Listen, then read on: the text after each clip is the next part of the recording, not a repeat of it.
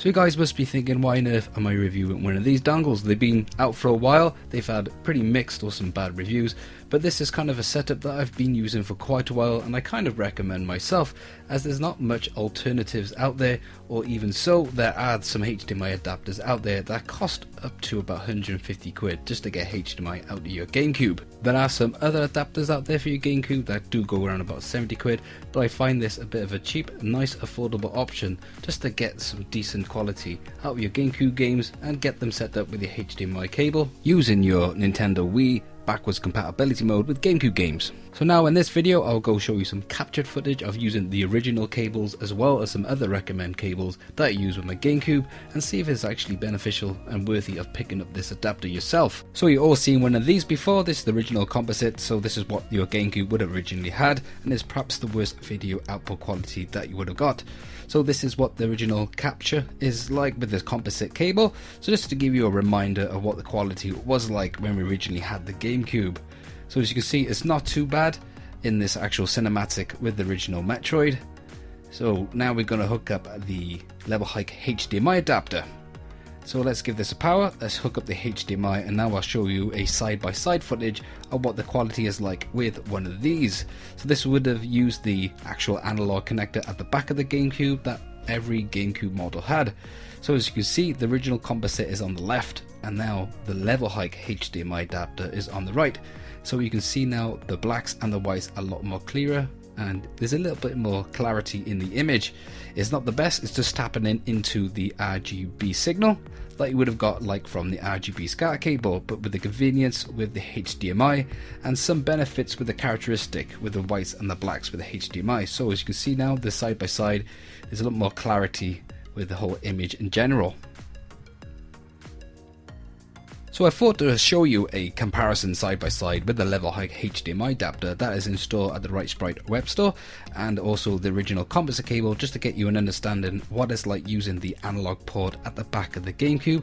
So they're both tapping into a 480i, which is an interlace signal.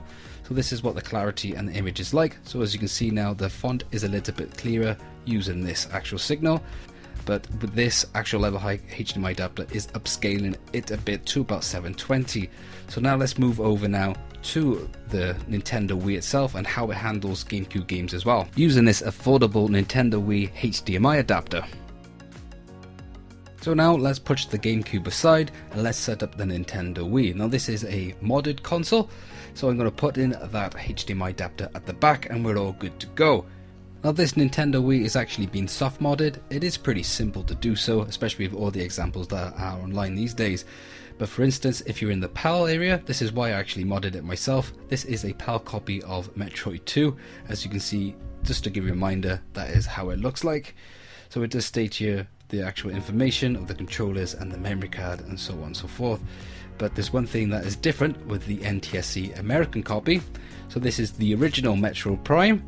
I think this is a Canadian copy, I believe. So it's got a bit of French writing, so yeah, crazy world we live in. Canadian with French, and then also in the UK PAL Nintendo console. And you can see there the top labels is actually on the bottom of the NTSC copy. And as you see at the top of one of your NTSC copies, you'll see it's progressive scan enabled. So that is what you'd actually like to get an actual better and clearer video output of your GameCube games. But we don't have access to getting a progressive output because that these cables, the level hike and the composite, is using the analog port. So this is where this HDMI adapter comes in handy when you're using your GameCube games on your Nintendo Wii. So now I will place this Canadian copy into my modded Nintendo Wii that will accept actual other region discs. It will automatically ask if you want to go into progressive mode. So that is pretty handy because PAL copies will never actually give you this option, and it's automatically detected through this actual HDMI adapter. So we want to select yes, and now we're all good to go. So as you can see now, we've got the composite actual capture footage from original GameCube on the left, and now on the right hand side we have the Nintendo Wii with the HDMI adapter with a Canadian copy giving us access to the progressive mode feature. So as you can see, there's definitely a lot of benefits visually using this adapter with progressive mode enabled. So you can see the whites and the blacks are a lot more clearer, and there's definitely more clarity. Basically, if you're kind of new to what 480p stands for, progressive actually kind of doubles the information of the game displaying on your TV. So that's why it is best for your HD screens. A lot of people are just happy with 480i on the CRT TVs, but to get the clarity and the actual sharpness of image, 480p is the way to go.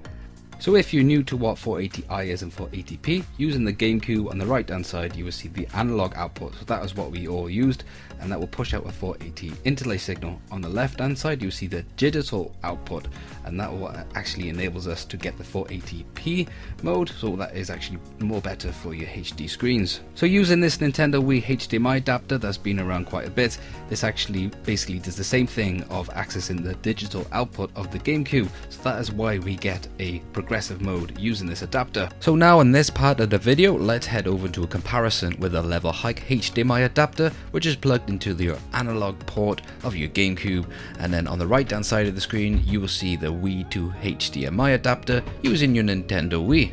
So as you can see with the right hand side, using this HDMI adapter there's definitely a lot more clarity. So the white and the blacks are even better, so give you that more vivid look. So this is what makes your GameCube shine, using this adapter for your Wii, because we're tapping into that progressive mode.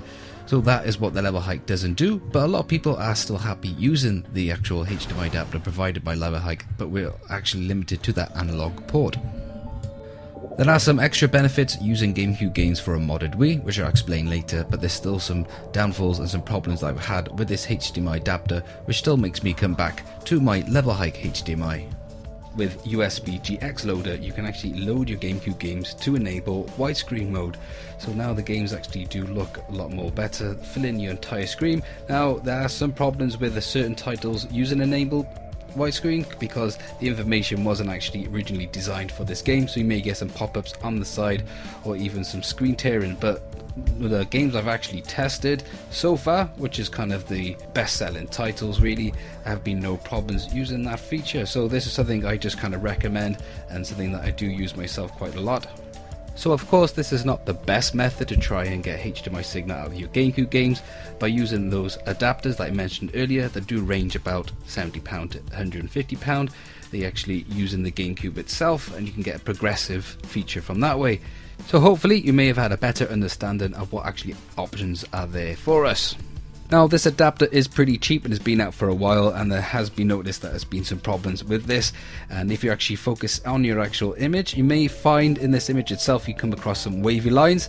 It's a bit more vivid on my actual TV when I'm playing, but it's not that aggressive, so it's not really interrupting that gameplay, but they are there.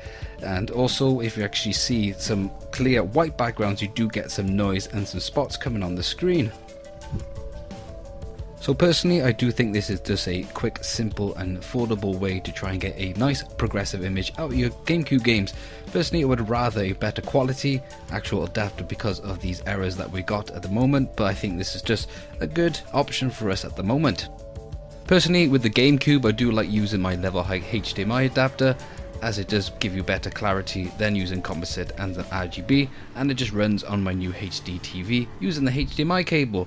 But the problem is we're not hacking into that digital port because we're using the analog, so we're limited to using the 480 interlay signal.